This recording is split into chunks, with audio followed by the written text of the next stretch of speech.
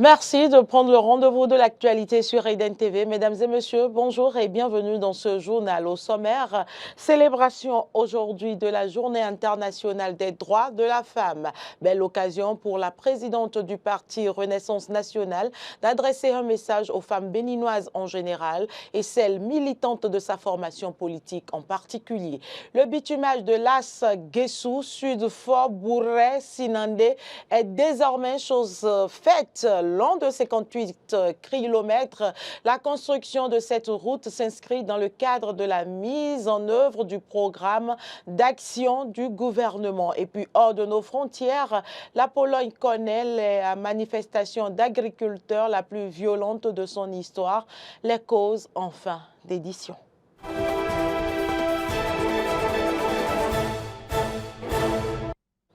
Merci de votre fidélité. Je l'annonçais dans les titres, la présidente du parti Renaissance nationale, en la personne de Claudine Afiavi-Prudencio, s'est adressée à la veille de la célébration de la Journée internationale des droits des femmes aux militantes de son parti et aux femmes du Bénin. Je vous invite à suivre ici un extrait de son message. Unis pour l'égalité, agir ensemble pour éradiquer la pauvreté, renforcer les institutions et investir dans le futur de la femme. Militantes et militants du parti Renaissance nationale, mes chères concitoyennes, mes chers concitoyens, j'ai choisi, comme à l'accoutumée, de m'adresser à vous pour raviver cette flamme qui fut allumée depuis le 19 mars 1911 par ces vaillantes femmes, afin qu'au milieu de toute cette effusion de joie et de réjouissance, nous n'oublions pas l'essence même de son instauration et surtout la cause du combat mené par ces dernières. Cette noble cause qui transcende aujourd'hui les frontières, les gens et les différences, c'est l'égalité. Il s'agit d'une égalité qui va au-delà des mots, une égalité qui se traduit par des actions concrètes, des politiques justes et des opportunités équitables pour tous. Nous aspirons à une égalité inclusive, reconnaissant la valeur de chaque personne au-delà des différences de genre. Cependant, cette aspiration se heurte à la dure réalité de la pauvreté, un obstacle majeur à l'égalité véritable. Rappelons que les filles et les femmes sont les premières victimes d'inégalités et de discrimination.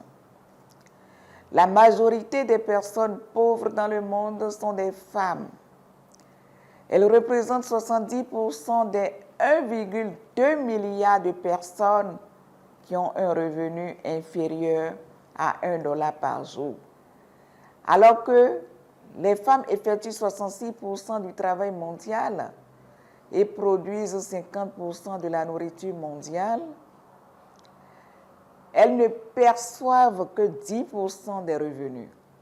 Les inégalités entre les femmes et les hommes privent la moitié de la population mondiale des progrès obtenus par les politiques de développement humain. Ensemble, nous pouvons créer un monde où chaque femme et chaque fille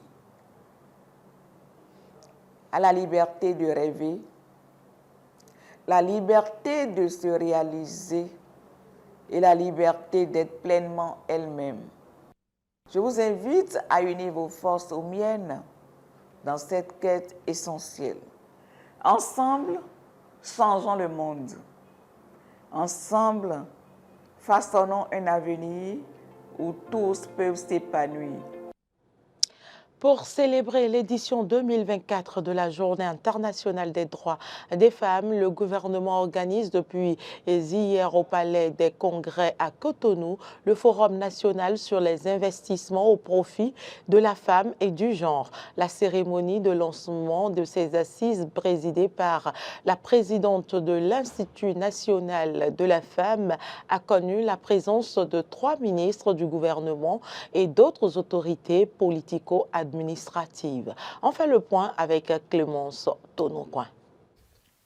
Que faire pour corriger les imperfections qui résistent aux réformes en cours, puis offrir un environnement plus sécurisé et épanouissant à la femme au Bénin? C'est la principale question à laquelle va répondre ce forum, dont l'objectif est de contribuer à l'accroissement des investissements en faveur de la promotion des femmes. Nous sommes réunis pour reconnaître et célébrer, mais aussi pour réfléchir. Reconnaître et célébrer les contributions inestimables des femmes béninoises au développement de leur pays, de l'Afrique et du monde. Réfléchir à la meilleure manière d'investir dans l'avenir de la femme béninoise. Cela veut dire investir dans la femme d'aujourd'hui et dans la fille qui est la femme de demain. Cette initiative du gouvernement, à travers le ministère des Affaires sociales et de l'Institut national de la femme, cadre bien avec le thème retenu cette année pour célébrer le 8 mars, investir en faveur des femmes, accélérer le rythme. Ce besoin d'accélérer le rythme provient du fait que le monde est en état d'urgence. L'heure est donc à l'investissement dans la compétence et la résilience des femmes et bien au-delà. L'intensification de l'investissement doit aussi gagner les domaines prioritaires suivants. L'éducation, qui va intégrer des programmes d'éducation non formelle, le soutien à la réintégration scolaire, un accompagnement psychosocial, un soutien familial et communautaire qui implique les familles, les communautés et les leaders locaux dans la promotion de l'éducation des filles, de la formation professionnelle et technique et l'employabilité des jeunes, l'accès à la technologie et à l'innovation, le développement des compétences professionnelles, entrepreneuriales et financières des femmes et des filles.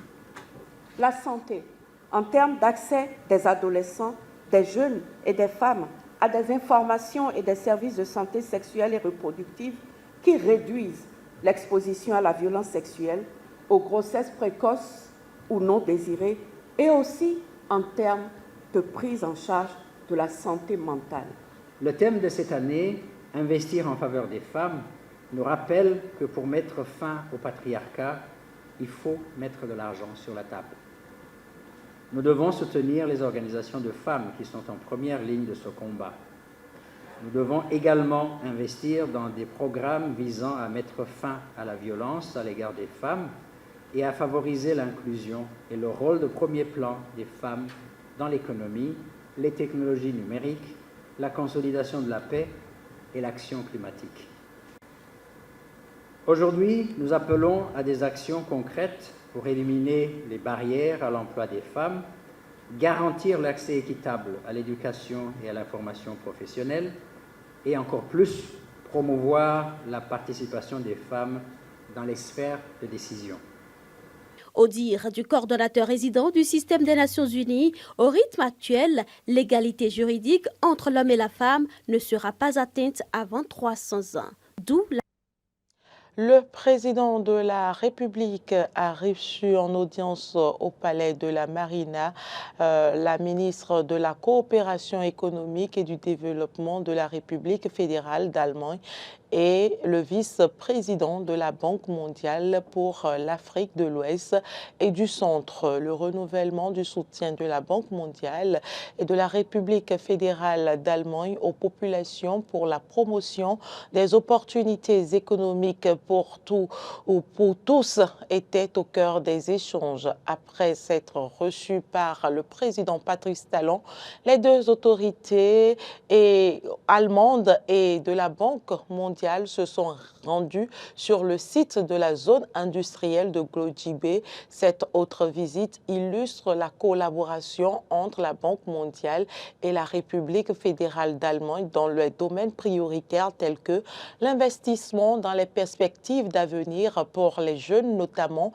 l'éducation et la formation professionnelle, le renforcement de la résilience et de la cohésion sociale. Le chef de la diplomatie béninoise, le ministre Olusegun Adjadi Bakari, s'inscrivant dans la dynamique d'œuvrer pour la consolidation des relations existantes entre le Bénin et le Niger, qui a pris un coup depuis la prise du pouvoir pour le régime militaire dans le pays, a lancé un appel au peuple frère du Niger le week-end dernier. Je vous invite à suivre un extrait de ses propos. Nous allons dans quelques jours entrer dans le mois sacré du Ramadan. C'est un mois important pour nos peuples, de part et d'autre de la frontière. C'est le mois de repentance, c'est le mois aussi du pardon, c'est le mois de la reconnexion, de la dévotion en fait. Et moi, mon appel, c'est vraiment que pendant ce mois, nous puissions profiter de ce mois pour rebâtir, retisser les liens et faire en sorte que ce qui ne peut pas être coupé puisse être renforcé. Tout le monde a été impacté. Tout le monde a été impacté de quelque manière que ce soit d'un point de vue économique, que ce soit d'un point de vue social. Il y a des gens, moi j'ai des amis qui ont leur famille qui est de l'autre côté de la frontière. Il y a des gens où c'est le père qui est nigérien, la mère qui est béninoise, où les deux sont... Donc tout le monde a été impacté d'une manière ou d'une autre. Je pense que le plus important pour nous aujourd'hui, c'est de dire comment est-ce que nous faisons pour que, après cette décision essentielle, importante, prise par les chefs d'État, que nous avons souhaité, que le président Talon a porté, il l'a annoncé publiquement, avant même le sommet des chefs d'État, et il a œuvré pour cela. Comment est-ce que nous faisons pour que, maintenant que les frontières sont ouvertes, maintenant que les sanctions sont levées, Instant entretien, comme tous les vendredis, Peggy Ludovic Dagba, analyste politique, il est déjà sur ce plateau. Bonjour Peggy Ludovic Dagba. Bonjour Carole Olaye, bonjour chers amis téléspectateurs. Je rappelle que vous êtes également le rédacteur en chef d'Eden TV et de Diaspora FM. Alors, on parle de la relecture du code électoral, les dispositions introduites. Carole Olaye, vous le savez, c'est l'actualité du moment. Depuis lundi dernier, le Bénin est doté d'un nouveau code électoral. Je vous passe évidemment des éléments, des entrefaits de vendredi dernier où il y a eu échec de la révision de la Constitution. Donc avec le nouveau code électoral, ce que nous allons dire, ce que nous retenons au rôle des dispositions qui ont été introduites, il faut retenir déjà que le nombre de parrainages passe de 16 à 28. Où évidemment chaque parti politique disposant de maires et de députés pourront parrainer sans problème les prochains candidats à l'élection présidentielle. C'était 16, mais le nouveau code a revu à la hausse et est passé à 28. À ce niveau, beaucoup pourraient parler d'exclusion, tout simplement parce que... Justement, ce n'était pas facile d'obtenir les 16 soutien, donc que cela en arrive à 28, on peut dire qu'on a envie d'exclure ou bien de rendre la tâche plus difficile lors des élections prochaines de 2026. Mais on exclut qui alors? Qui c'est qui peut dire qu'il est exclu aujourd'hui? Les députés de l'opposition, les candidats de l'opposition? Les candidats de l'opposition aujourd'hui est matérialisée à l'Assemblée nationale par les démocrates. Et les démocrates ont 28 députés. Ça veut dire qu'ils ne sont pas exclus. Les 28 peuvent parrainer le candidat des démocrates. Alors, quelle autre formation politique pourrait parler d'exclusion? Vous voulez parler des autres partis? Des autres partis de l'opposition? Vous voulez parler du MPL, par exemple. FCBE. MPL n'a ni maire. FCBE a, comment dire, des maires. FCBE a des maires. Et je n'ai pas au nombre de 28. Je n'ai plus souvenance du nombre exact de mairies détenues par les forces Coripoint Bénin émergents. Et les autres formations politiques aussi, et bien sûr, ne sont pas représentées à l'Assemblée nationale et n'ont pas non plus de maire. Je me demande comment ils pourront en avoir et parrainer. Donc en termes d'exclusion, je pense qu'on ne peut pas parler en ces termes. Deuxième disposition qui a été introduite dans la loi, c'est outre les 10% au plan national qu'on connaissait, eh bien, il faut aujourd'hui 20% de suffrage pour, dans la circonscription dans laquelle vous prétendez lever des sièges. C'est-à-dire, après l'élection présidentielle, après les élections législatives, par exemple, vous aurez à d'abord réunir les 10% qui étaient requis préalablement, comme les élections passées. Mais l'élément nouveau, c'est que vous devez avoir 20% dans la circonscription électorale où vous pensez avoir, dans votre fief, ou dans la circonscription où vous pensez avoir les suffrages nécessaires pour lever des sièges, eh bien, vous devez avoir 20%.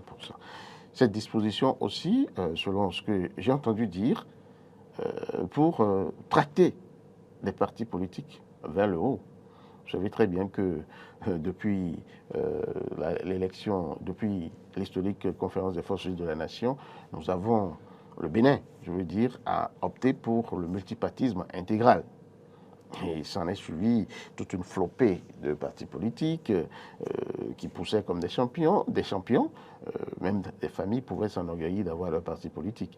Et ceci n'avait pas du tout été du goût de chacun de nous. Je ne me souviens plus du nombre de chroniques que j'avais écrites à l'époque pour dénoncer la chose.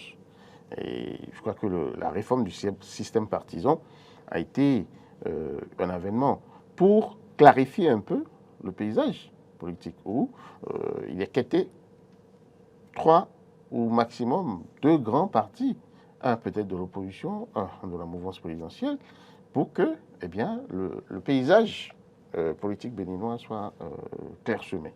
Parce que c'est toujours mieux qu'on ait des partis forts, des partis représentés au plan national, sur toute l'étendue du territoire national, pour évidemment pouvoir vraiment construire le développement de cette nation. Donc, on ne peut pas parler non plus d'exclusion à ce niveau, tout simplement parce que les partis politiques ont à travailler pour s'ancrer sur le territoire national. Le combat sera très rude.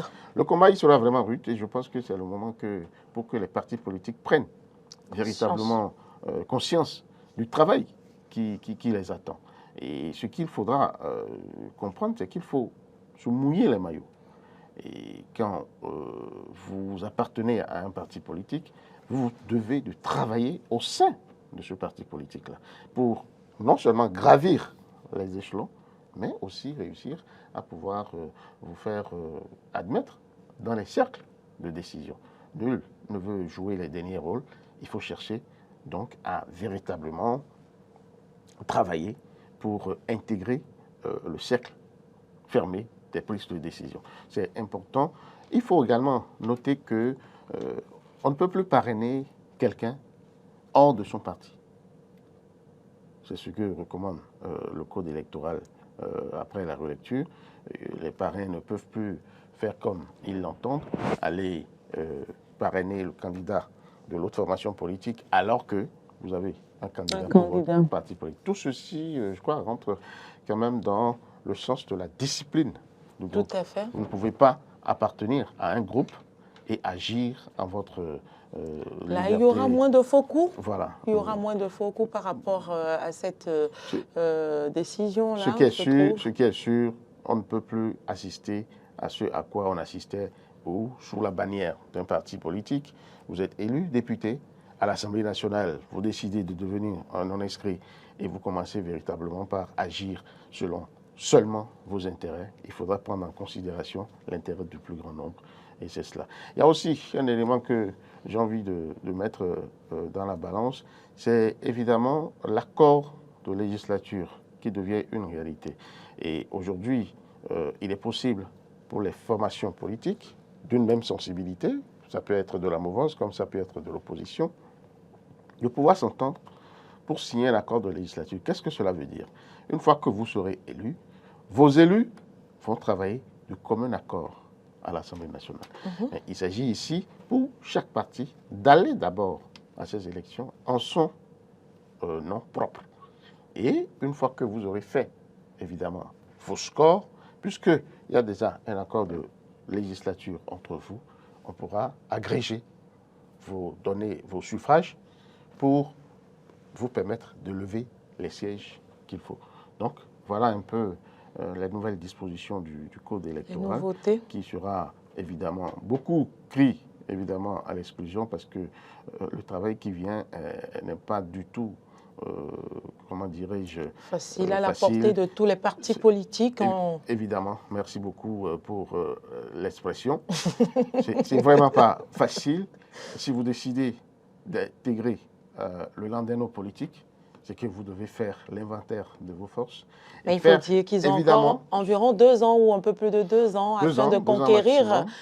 Parce que 2 ans pour se préparer pour les nouvelles dispositions du code électoral. Et l'autre chose qu'il faut dire, c'est qu'on aura les élections législatives avant la présidentielle. Merci à vous, Peggy Ludovic Dagbar. Je rappelle que vous êtes analyste politique, rédacteur en chef de la télévision Eden TV et puis Diaspora FM, la radio 102.3. Restez avec nous pour la suite de cette édition. Nous allons à l'international.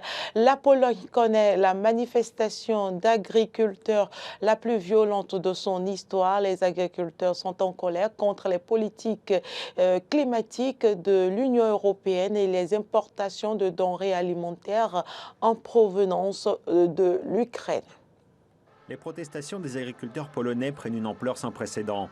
Les plus grandes grèves des travailleurs du secteur agro-industriel se poursuivent à Varsovie et dans d'autres villes. Ainsi, lors de la manifestation dans la ville de Białystok, dans l'est de la Pologne, de la paille a été éparpillée près des bureaux des plus grands partis politiques du pays. Les manifestants ont roulé une botte de paille jusqu'à l'entrée du bureau du parti Plateforme Civique, qui fait partie de la coalition au pouvoir. Ils se sont ensuite dirigés vers le bureau de représentation du principal parti d'opposition, Droit et Justice, où ils ont également barricadé l'accès au bâtiment. On s'attend à ce que les actions prennent de l'ampleur. La veille, les agriculteurs polonais ont officiellement prolongé leur manifestation à la frontière avec l'Ukraine jusqu'au 30 avril et annoncé une grande grève générale à Varsovie le 6 mars, à laquelle devraient participer jusqu'à 150 000 personnes. Selon les médias polonais, des représentants d'autres milieux professionnels, chasseurs, apiculteurs, forestiers, transporteurs routiers et mineurs du syndicat Solidarité se joindront à l'action à Varsovie. Le syndicat Solidarité avertit depuis de nombreuses années que la politique climatique de l'Union européenne est une catastrophe pour la Pologne et pour l'Europe. Les agriculteurs en Pologne et dans d'autres pays se sont également élevés contre le pacte vert. Nous ne pouvons pas manquer cette occasion. Ce n'est qu'ensemble que nous pourrons gagner. Si nous ne nous unissons pas, ils vont en finir avec chacun d'entre nous. Les agriculteurs, les mineurs, les métallurgistes et les mécaniciens. Un domaine après l'autre. Contrairement à la marche sur Varsovie du 27 février, les tracteurs entreront cette fois dans la ville. Toutefois, le maire de la capitale a interdit aux machines agricoles de circuler dans la ville et il installera des équipements qui bloqueront les entrées de la capitale polonaise. Depuis le début du mois de février, les agriculteurs polonais ont commencé à manifester à grande échelle et à bloquer les postes de contrôle à la frontière avec l'Ukraine. Ils réclament un embargo sur les importations de produits ukrainiens dans le pays, un soutien accru à l'élevage national et un retrait du pacte vert de l'UE. Les protestations ont été soutenues par la direction du ministère polonais de l'Agriculture. C'est tout pour cette édition. Merci pour l'attention. Les informations se poursuivent sur nos différentes plateformes Facebook, YouTube et Twitter et sur notre application Eden TV, Diaspora FM, téléchargeable sur Play et App Store. À très bientôt.